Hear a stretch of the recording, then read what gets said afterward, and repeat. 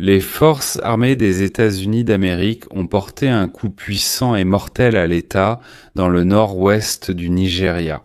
C'est ce qu'a déclaré le président américain Donald Trump. Cela s'est produit seulement quelques jours après que l'armée américaine a porté des frappes similaires contre les terroristes en Syrie, après que ces derniers ont attaqué des soldats américains dans ce pays. La veille, Trump a déclaré, je cite, « Plutôt, j'avais averti ces terroristes que s'ils ne cessaient pas de s'en prendre aux chrétiens, ils devraient en payer le prix fort. » Et ce soir, c'est ce qui s'est passé. Trump a félicité les terroristes morts à Noël et promis qu'avec lui, les États-Unis empêcheraient la prospérité des radicaux. Et ici, de nombreux experts tirent déjà la sonnette d'alarme, suggérant que les États-Unis s'engagent à nouveau dans une guerre contre l'islam au Moyen-Orient et en Afrique, ce qui risque de provoquer une nouvelle escalade inutile et d'entraîner les États-Unis dans une nouvelle guerre. Mais que se passe-t-il réellement ? Et pourquoi Donald Trump a-t-il donné l'ordre, et ce n'est pas la première fois, de frapper précisément sur le territoire du Nigeria ? Je vais tout vous expliquer dans cet épisode. Je m'appelle Alexei Pichi.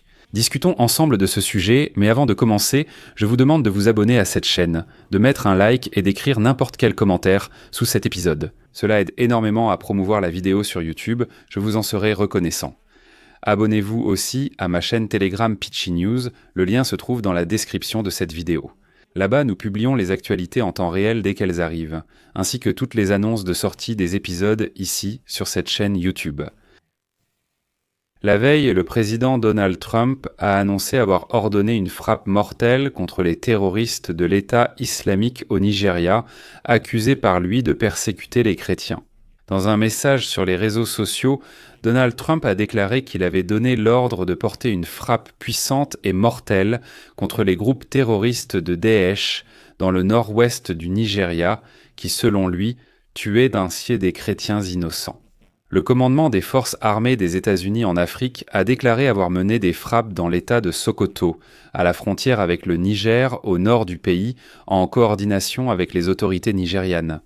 L'évaluation initiale de l'AFRICOM, le commandement des forces américaines en Afrique, est que plusieurs terroristes ont été tués dans les camps de Daesh. On sait que les frappes compromettront des missiles Tomahawk tirés depuis un navire de guerre qui ont touché 2 camps de Daesh dans ce pays. Il convient de noter qu'il y a seulement 6 jours, les forces américaines ont mené des frappes similaires contre les positions de l'État islamique en Syrie. L'opération répondait à l'ordre des forces armées sur les événements en cours. À Palmyre, 2 militaires américains et un interprète civil américain ont été tués. L'évaluation initiale de l'armée africaine, qui, selon lui, a tué des chrétiens innocents dans le nord-ouest du Nigeria, l'évaluation initiale qui a tué des chrétiens innocents dans le nord-ouest du Nigeria, selon lui,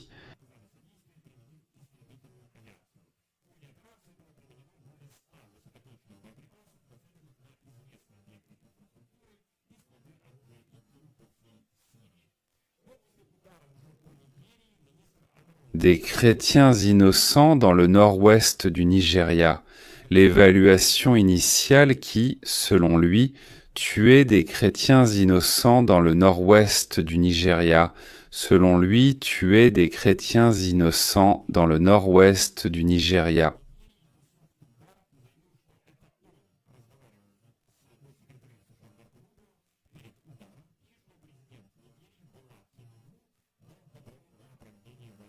Les autorités nigérianes ont confirmé qu'elles avaient demandé aux États-Unis d'ouvrir le feu sur le terroriste et qu'elles avaient coopéré avec les Américains. L'évaluation initiale africaine qui, selon lui, tuait des chrétiens innocents dans le nord du Nigeria.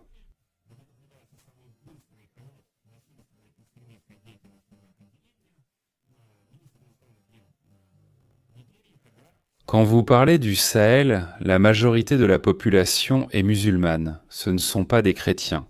Celui qui est prêt à coopérer avec nous dans la lutte contre le terrorisme est prêt, désireux et capable de le faire. Nous l'avons démontré hier et je vous ai cité cela pour une bonne raison. Pourquoi le chef du ministère des Affaires étrangères du Nigeria insiste-t-il autant sur le fait que la région compte surtout des musulmans et non des chrétiens ? C'est un point très important et subtil. En fait, ces derniers mois, le président américain Donald Trump a accordé une attention particulière à la situation des chrétiens au Nigeria. Il a notamment appelé le ministre américain de la Défense Peter Hegseth dès novembre à se préparer à d'éventuelles actions militaires et a averti que les États-Unis interviendraient au Nigeria, armes à la main, pour protéger la population chrétienne du pays le plus peuplé d'Afrique. Je vais maintenant citer Trump. J'ai déjà averti ces terroristes que s'ils ne cessent pas d'exterminer les chrétiens, ils devront en payer le prix fort. Et ce soir, c'est exactement ce qui s'est passé. Le ministère de la Défense a porté de nombreux coups impeccables, comme seuls les États-Unis en sont capables.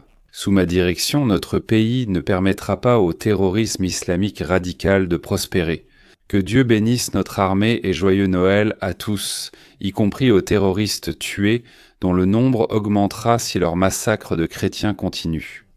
Voici le ministre nigérian des Affaires étrangères, Tougar, qui a simplement répondu, je cite, « Nous n'allons pas entrer dans les détails, ni examiner minutieusement ce qui a été dit ou ce qui n'a pas été dit. » Et ensuite, il a souligné que la priorité de la Nigeria est la lutte contre le terrorisme, la prévention des meurtres d'innocents nigérians par des terroristes, quel que soit leur credo. Il est également important de noter ici que la cible des frappes des États-Unis d'Amérique pourrait avoir été le groupe La Kourawa. C'est un groupe peu connu, largement présent dans le nord-ouest, près de la frontière du Niger.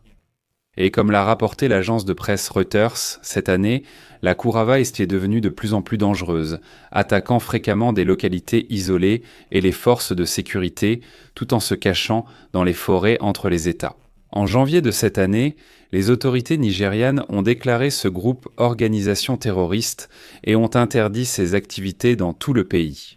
Il est également important de comprendre que les musulmans nigérians sont devenus les victimes d'attaques ciblées de la part de groupes islamistes cherchant à imposer leur interprétation extrémiste de la loi islamique, donc il ne s'agit pas seulement des chrétiens. Et dans l'état de Sokoto, où cette attaque de l'armée américaine contre les terroristes a eu lieu, vivent 4 millions de personnes, dont la majorité sont des musulmans. Et les analystes disent que la violence dans le nord-ouest du pays est principalement causée par l'activité de groupes criminels de bandits. Mais les liens croissants avec les djihadistes affiliés à l'État islamique ont créé une menace hybride, combinant à la fois la criminalité et le terrorisme. C'est-à-dire qu'ici, d'un côté, ce sont simplement des bandits ordinaires qui attaquent, volent et s'enfuient, mais d'un autre côté, leur lien avec Daesh montre qu'il s'agit déjà d'une cellule terroriste. Il est également important de noter que l'actuel président du Nigeria, Tinubu, soutient la liberté de religion. C'est du moins ce qu'il affirme publiquement.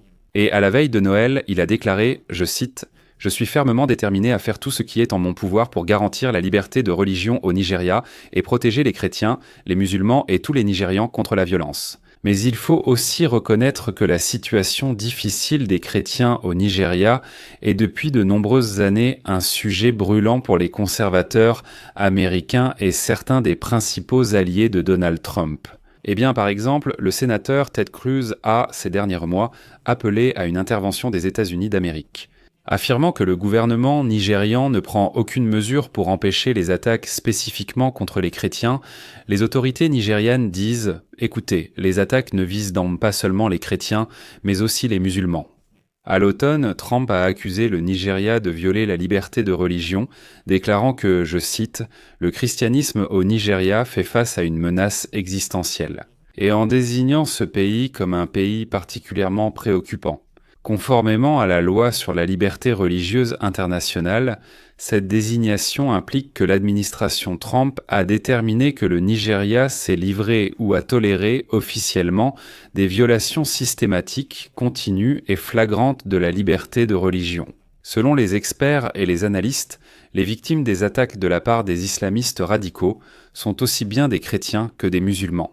Ce sont les deux principaux groupes religieux au Nigeria qui comptent une population de plus de 230 millions d'habitants, c'est donc vraiment un pays très densément peuplé. Actuellement, les analystes soulignent que Donald Trump s'est présenté comme pacificateur et, une fois président des États-Unis, a promis de limiter les interventions militaires américaines à l'étranger. Cependant, après son retour au pouvoir, il a également donné l'ordre de frapper le programme nucléaire iranien. Il dirige un renforcement militaire massif autour du Venezuela, menaçant d'y lancer des frappes terrestres. Il a récemment nommé un représentant spécial pour le Groenland, laissant penser qu'il n'a pas renoncé à occuper ce territoire. Il a laissé entendre qu'il était prêt à frapper la Colombie, le Mexique et tous les pays voisins. Et en plus, en seulement une semaine, les États-Unis d'Amérique ont déjà mené 2 attaques massives contre l'État islamique, ce qui suscite des inquiétudes. Les États-Unis d'Amérique entrent-ils dans une nouvelle guerre contre les terroristes ? Les amis, à ce sujet, n'hésitez pas à écrire votre avis dans les commentaires sous cet épisode. Alors, selon vous, à quoi tout cela peut-il mener ? Je vais m'arrêter ici. Donnez votre avis, vos conclusions dans les commentaires sous cet épisode, abonnez-vous à la chaîne, activez la cloche et n'oubliez pas de mettre un like.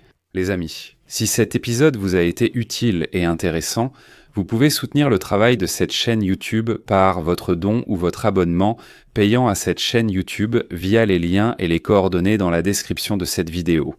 Il y est écrit « Soutenir la chaîne Alexei Pesci ». Choisissez le format qui vous convient le mieux. Je vous serai reconnaissant pour tout soutien. C'est tout pour aujourd'hui, prenez soin de vous, à bientôt à tous.